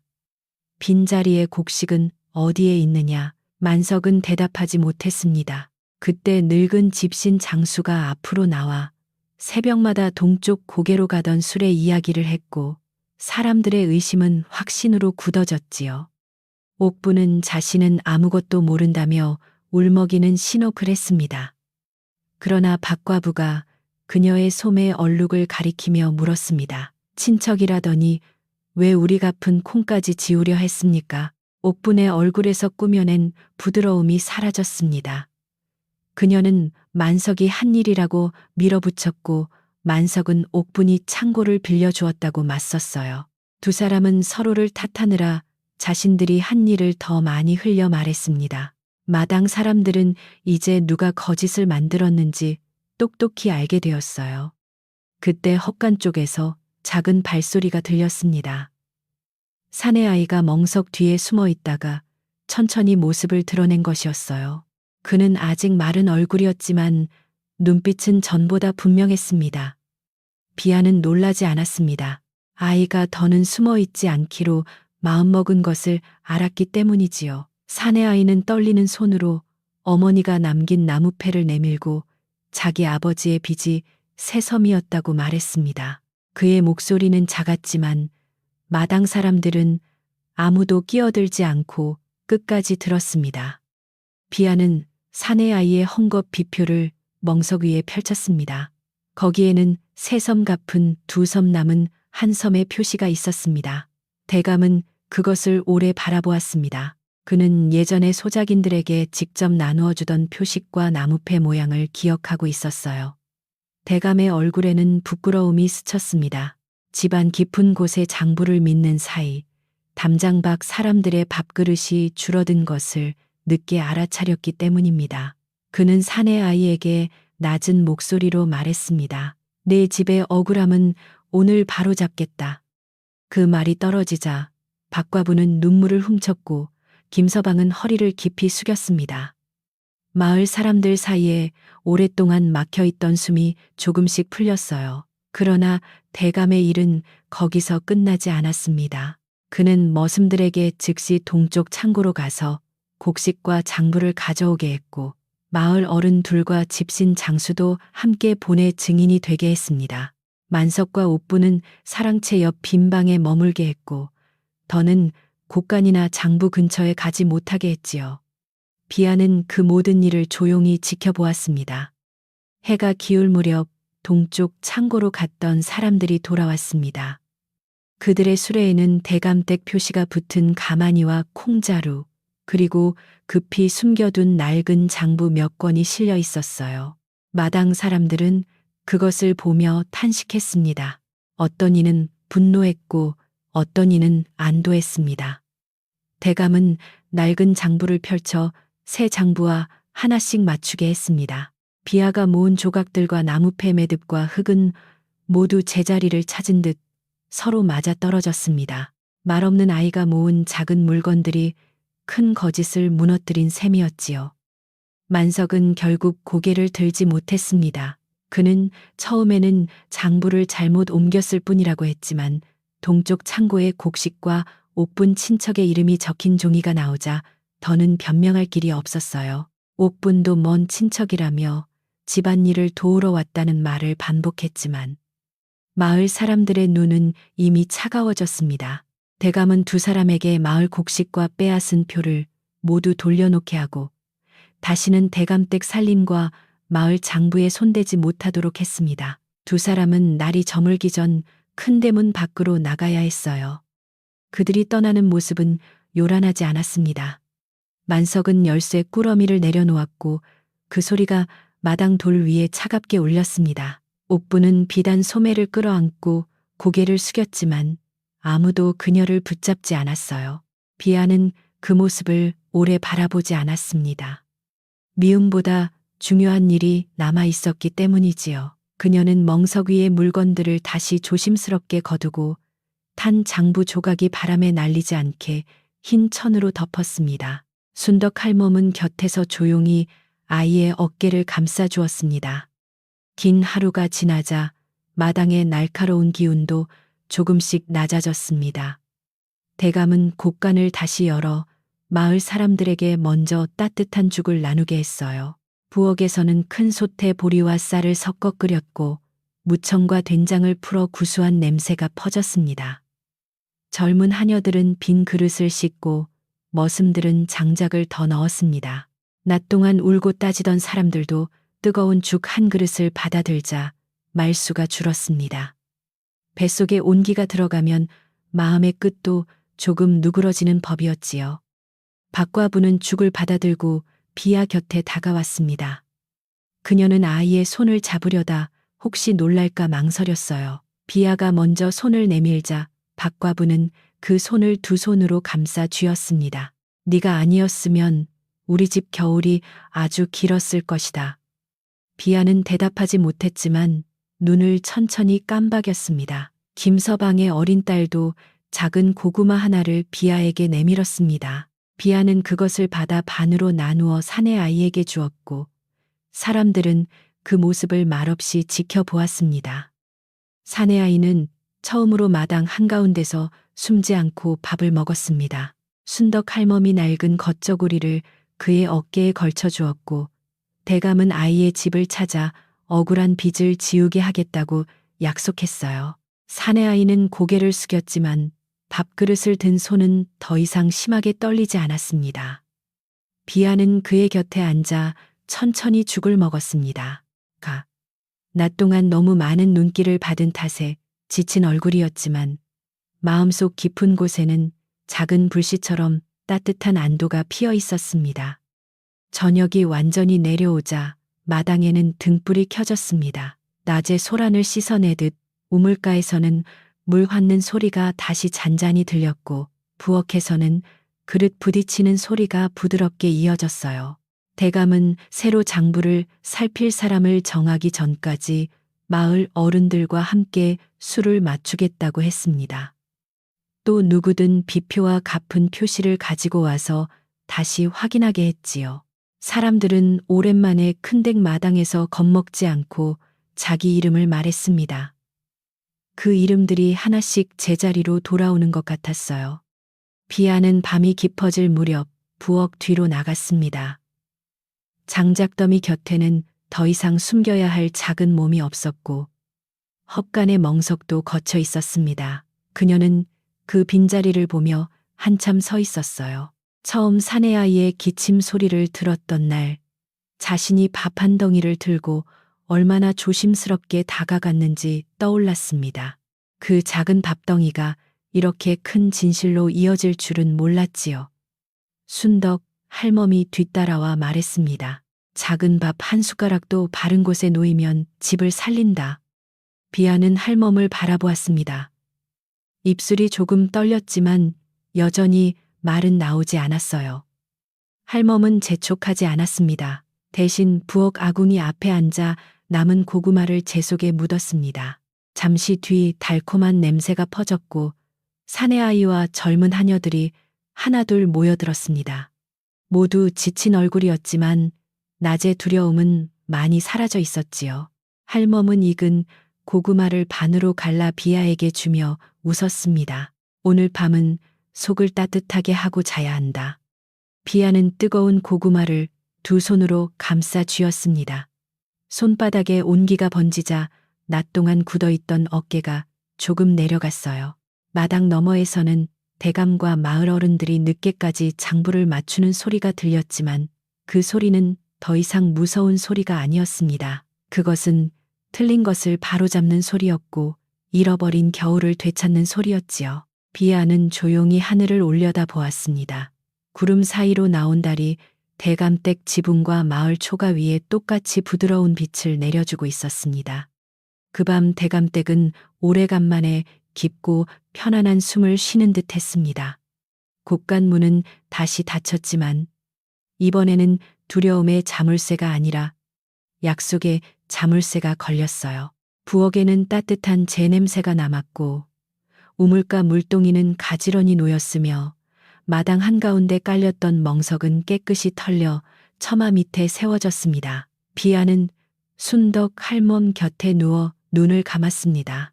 아직 모든 일이 끝난 것은 아니었지만 잘못한 이들은 물러났고 집은 다시 조용히 제자리를 찾기 시작했어요.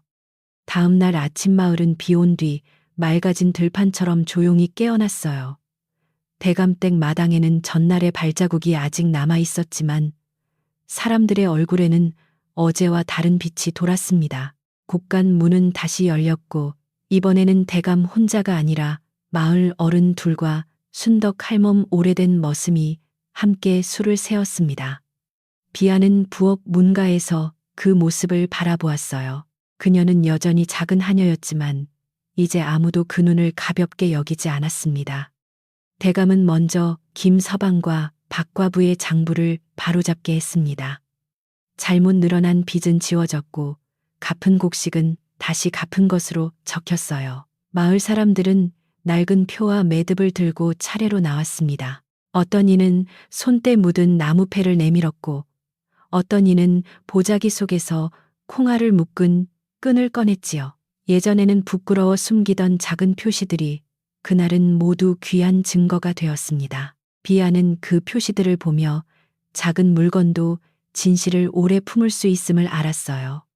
사내 아이는 대감 앞에서 자기 이름을 말했습니다. 그의 이름은 준서였고 산 아래 밭을 일구던 소작인의 아들이었어요.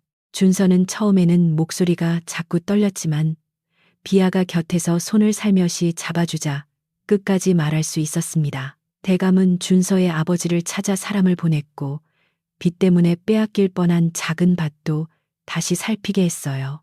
준서는 눈물을 참으려 했지만 결국 고개를 숙인 채 울었습니다. 비아는 아무 말 없이 그의 등을 천천히 두드렸지요. 그날부터 대감댁 부엌에는 예전보다 조금 더 많은 밥냄새가 났습니다. 대감은 곡간을 다시 정리하는 동안 억울한 집마다 죽과 보리쌀을 먼저 나누게 했어요. 순덕 할멈은 큰 솥을 닦고 비아는 물을 길어왔고 젊은 하녀들은 무청을 썰었습니다. 아궁이에 불이 붙으면 따뜻한 김이 처마 밑으로 번졌고 굶주린 얼굴들이 조금씩 풀렸지요. 비아는 사발을 나누며 사람들의 손을 보았습니다.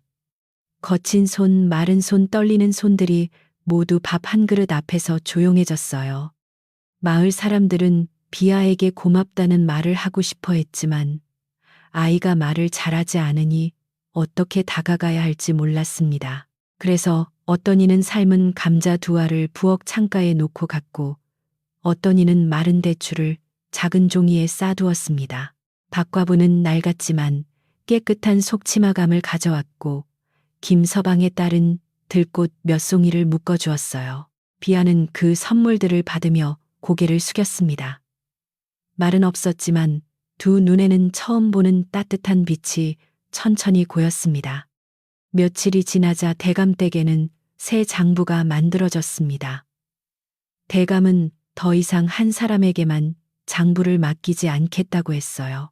마을 어른이 보고 오래된 머슴이 세고 순덕 할멈이 부엌에서 나간 곡식까지 기억하기로 했지요. 그리고 뜻밖에도 대감은 비아를 불렀습니다. 사람들은 말없는 아이가 사랑채에 들어가는 것을 신기하게 보았습니다. 비아는 문턱 앞에서 머뭇거렸지만 순덕 할멈이 등 뒤에서 가볍게 밀어주었습니다. 네가 세어야 바르게 남는다. 그 한마디가 비아의 발을 움직이게 했어요.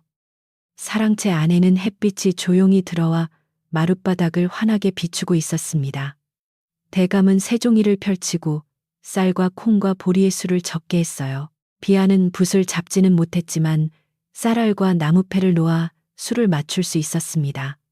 서리가 글씨를 쓰면 비아는 손가락으로 줄을 따라가며 틀린 곳이 없는지 살폈지요.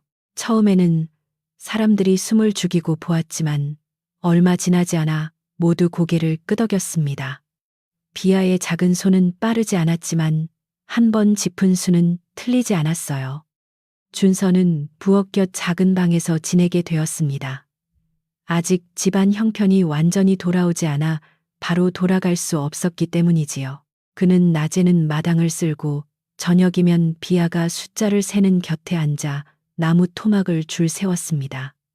두 아이는 여전히 말이 많지 않았어요. 그러나 비아가 점 하나를 찍으면 준서는 그 옆에 둘째 점을 찍었고 비아가 고개를 끄덕이면 준서는 환하게 웃었습니다. 사람들은 그 둘을 보며 마음이 이상하게 편안해진다고 했습니다. 순덕 할멈은 아이들에게 글을 가르쳐야 한다고 말했습니다. 대감은 마을 글방 선생을 불러 비아와 준서가 저녁마다 글자를 배울 수 있게 했어요. 처음 글방 선생은 말없는 여자아이를 가르치는 일이 쉽지 않을 것이라 생각했습니다. 그러나 비아는 글자를 소리로 익히기보다 모양과 자리를 먼저 기억했습니다. 곡식수를 기억하듯 점과 획을 눈에 담았고 손가락으로 마룻바닥에 따라 그렸지요. 선생은 며칠 뒤 순덕 할멈에게 말했습니다. 이 아이는 조용하지만 마음속 귀가 밝습니다. 비아가 처음으로 자기 이름을 써본 날 부엌 사람들은 작은 잔치를 벌였습니다. 글방 선생이 종이에 비아라는 두 글자를 써주었고 비아는 그 아래에 서툴지만 또렷하게 따라 썼어요. 글씨는 조금 기울고 먹이 번졌지만 그녀에게는 세상에서 가장 반듯한 길 같았습니다. 준서는 옆에서 박수를 쳤고 순덕 할멈은 눈가를 슬쩍 닦았습니다. 비아는 종이를 오래 바라보았습니다. 시장 어귀에서 이름도 없이 앉아있던 아이가 이제는 자기 이름을 손으로 붙잡은 것이었지요. 겨울이 가까워지자 마을의 지붕마다 뭇잎이 새로 얹혔고 들판에는 마른 바람이 불었습니다. 그러나 그의 겨울을 두려워하는 얼굴은 전보다 적었어요. 잘못된 빚이 바로잡히고 곡간 곡식이 제자리로 돌아오자 사람들은 조금씩 숨을 돌렸습니다. 박과분의 굴뚝에서는 저녁마다 연기가 올랐고 김서방의 아이들은 다시 우물가에서 웃으며 뛰었습니다. 준서의 아버지도 무사히 돌아왔습니다. 그는 아들을 끌어안고 한참 말을 잇지 못했고 비아에게 깊이 절했습니다. 준서는 아버지를 따라 집으로 돌아가야 했지만 대감과 순덕 할멈은 그가 원하면 글방에 계속 다니게 해주겠다고 했습니다. 준서는 비아를 떠나는 것이 아쉬워 울먹였지만 비아는 작은 나무 토막 하나를 그의 손에 쥐어주었어요. 그 나무 토막에는 둘이 함께 세던 점이 5개 새겨져 있었습니다. 준서는 그것을 꼭 쥐고 말했습니다. 내가 글을 다 배우면 네가 세어준 것처럼 나도 바르게 세어줄게. 비아는 고개를 끄덕였고 그 약속은 겨울 햇살처럼 따뜻했습니다. 만석과 옥분의 이야기는 오래도록 마을에 남았습니다. 사람들은 그들을 미워하기보다 욕심이 장부의 숫자처럼 조금씩 커지면 결국 집과 마을을 흔든다고 말했어요. 대감도 그 일을 잊지 않았습니다. 그는 곡간 문 위에 작은 나무패를 걸게 했는데 거기에는 곡식은 배고픈 이의 숨을 먼저 살핀다는 뜻의 글이 적혔습니다. 비아는 그 글을 처음에는 다 읽지 못했지만 순덕 할멈이 여러 번 읽어주자 마음으로 외웠습니다. 그 말은 대감댁의 새 약속이 되었지요. 대감댁의 하루는 다시 예전처럼 흘렀습니다. 새벽에는 닭이 울고 순덕 할멈이 아궁이에 불을 지피며 비아가 물독을 채웠습니다. 다만 달라진 것이 있다면 비아가 이제 부엌과 사랑채 사이를 자연스럽게 오간다는 점이었어요. 누구도 그녀에게 그곳은 네가 볼 곳이 아니라고 말하지 않았습니다. 오히려 서리는 장부를 적기 전 비아가 곁에 있는지 살폈고 머슴들은 가만히 수를 세다가 헷갈리면 비아를 불렀습니다. 그녀의 고요함은 이제 답답함이 아니라 믿음으로 여겨졌지요. 비아는 여전히 말을 많이 하지 않았습니다. 그러나 가끔은 아주 짧은 소리를 냈어요. 순덕 할멈이 물을 너무 무겁게 들면 할멈하고 부르기도 했고 준서가 글방에서 돌아와 새 글자를 자랑하면 좋아하고 작게 말하기도 했습니다. 그때마다 사람들은 놀라지 않으려 애썼지만 마음속으로는 모두 기뻐했습니다. 비아의 말은 뜸했지만 한 번 나올 때마다 맑은 물방울처럼 오래 남았습니다. 그녀는 말이 적어도 세상을 모르는 아이가 아니었고 오히려 누구보다 오래 보고 깊이 기억하는 아이였어요. 어느 날 저녁 첫눈이 내렸습니다. 눈송이는 가볍게 지붕 위에 내려앉았고 우물가의 돌에도 하얀 가루처럼 쌓였어요. 부엌 안에서는 보리차가 끓고 된장국 냄새가 따뜻하게 퍼졌습니다. 순덕 할멈은 비아와 준서를 불러 아궁이 곁에 앉혔어요. 준서는 그날도 글방에서 배운 글자를 나무판에 써보였고 비아는 그 옆에 곡식수를 적는 작은 표시를 그렸습니다. 할멈은 두 아이를 바라보며 말했습니다. 겨울밤에는 배도 마음도 식지 않게 해야 한다. 그날 대감은 부엌으로 직접 내려왔습니다. 예전 같으면 사랑채에서 밥상을 받았겠지만 그는 작은 상을 들고 부엌 문턱 가까이에 앉았습니다. 사람들은 놀랐지만 아무도 말리지 않았어요. 대감은 비아에게 작은 주머니를 건넸습니다. 그 안에는 새 붓과 먹 그리고 작게 접은 종이가 들어 있었습니다. 대감은 조용히 말했습니다. 내 손이 우리 집을 부끄러움에서 건졌다. 이제 그 손이 내 앞길도 적어가면 좋겠다. 비아는 주머니를 두 손으로 받으며 깊이 고개를 숙였습니다. 비아는 그날 밤 늦게까지 잠들지 못했습니다. 작은 방에 누워 있자니 시장 어귀의 비 냄새, 처음 먹었던 따뜻한 국 장작더미, 뒤에 기침 소리 흰 천 위에 놓였던 탄장부 조각들이 차례로 떠올랐어요. 모든 일이 마치 먼 꿈처럼 느껴졌지만 손바닥에 남은 붓 주머니의 감촉은 분명했습니다. 그녀는 자신이 여전히 가난한 하녀라는 것을 알았습니다. 그러나 이제는 자기 눈과 손이 누군가의 겨울을 지켜낼 수 있다는 것도 알았지요. 며칠 뒤 마을 사람들은 작은 감사 자리를 마련했습니다. 거창한 잔치는 아니었고 대감댁 마당에 멍석을 깔고 각자 가진 것을 조금씩 가져오는 자리였어요. 박과부는 콩죽을 끓였고 김서방은 고구마를 구웠고 준서의 아버지는 작은 무 한 바구니를 가져왔습니다. 아이들은 눈이 남은 마당에서 조용히 뛰놀았고 어른들은 오래간만에 가벼운 목소리로 이야기했습니다. 비아는 부끄러워 부엌 뒤에 있으려 했지만 순덕 할멈이 손을 잡아 마당 가운데로 데려왔습니다. 사람들은 비아를 둘러싸고 고맙다는 말을 차례로 했습니다. 비아는 그 많은 말에 어찌 답해야 할지 몰라 눈만 깜빡였어요. 그때 준서가 앞으로 나와 말했습니다. 비아는 말보다 먼저 밥을 주었고 글보다 먼저 맞는 수를 보았습니다. 아이의 말에 어른들은 조용히 고개를 끄덕였습니다. 비아는 얼굴이 붉어졌지만 도망치지 않았어요. 그녀는 천천히 두 손을 모아 사람들에게 인사했습니다. 그 인사 하나만으로도 마을 사람들은 그녀의 마음을 충분히 알아들을 수 있었습니다. 감사 자리가 끝날 무렵 대감은 마을 어른들과 함께 새 약속을 말했습니다. 앞으로 곡식 장부는 한 달에 한 번 마을 사람 앞에서 확인하고 가난한 집의 빚은 아이들의 밥그릇을 먼저 생각해 정하기로 했어요. 누구도 다시 혼자 숫자를 감추지 못하게 하자는 약속이었습니다.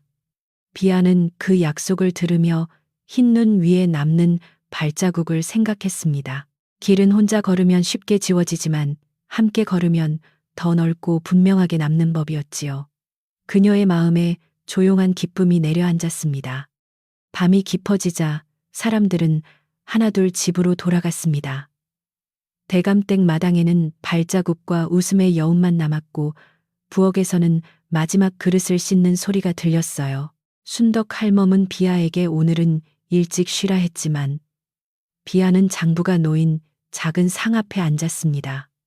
그녀는 새 붓을 꺼내 조심스럽게 먹을 묻혔습니다.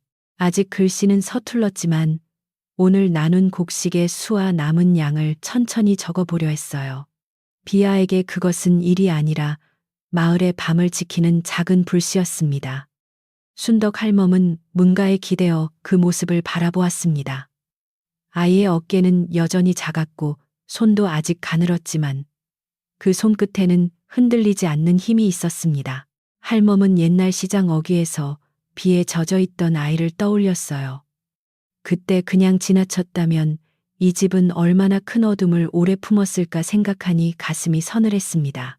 할멈은 조용히 다가와 비아의 옆에 따뜻한 보리차 한 잔을 놓았습니다. 그리고 말했습니다. 이제 너도 이 집의 불빛이다. 비아는 보리차 잔을 감싸 쥐었습니다. 따뜻한 김이 얼굴 가까이 올라오자 그녀는 눈을 천천히 감았다 떴습니다. 문 밖에서는 눈이 그치고 달빛이 마당을 밝히고 있었어요. 준서는 아버지와 함께 돌아갔지만 내일 글방에 다시 올 것이고 마을 사람들은 겨울을 조금 덜 두려워하게 되었습니다. 비아는 장부를 조심스럽게 덮었습니다. 그리고 순덕 할멈을 바라보며 아주 작지만 또렷한 목소리로 말했습니다. 이제 아무도 굶지 않으면 좋겠어요. 그 말을 들은 순덕 할멈은 한참 동안 아무 대답도 하지 못했습니다. 부엌 아궁이의 불씨가 낮게 붉어지고 솥안의 물이 아주 작게 소리를 냈어요. 마치 집 전체가 비아의 짧은 말을 듣고 숨을 고르는 듯 했습니다. 할멈은 마침내 고개를 끄덕이며 비아의 어깨에 낡은 겉옷을 덮어주었습니다. 그래, 그런 밤이 오래 이어지면 좋겠다. 두 사람은 더 말하지 않았습니다. 말이 없어도 따뜻함이 충분히 전해지는 밤이었으니까요. 그 후로도 남쪽 산 아래 그 마을에서는 겨울마다 이 이야기가 전해졌습니다. 비 오는 장날 시장 어귀에 버려졌던 작은 아이가 말없이 숫자를 세고 밥을 나누어 굶주린 집들의 억울함을 풀어주었다는 이야기였어요. 사람들은 아이에게 큰 벼슬이나 화려한 이름을 붙이지 않았습니다. 다만 부엌 불빛 곁에서 장부를 덮던 비아를 기억했고 그녀가 남긴 한마디를 오래 마음에 두었습니다. 그래서 그 마을에서는 곡식을 셀 때마다 먼저 사람의 밥그릇을 떠올리게 되었답니다.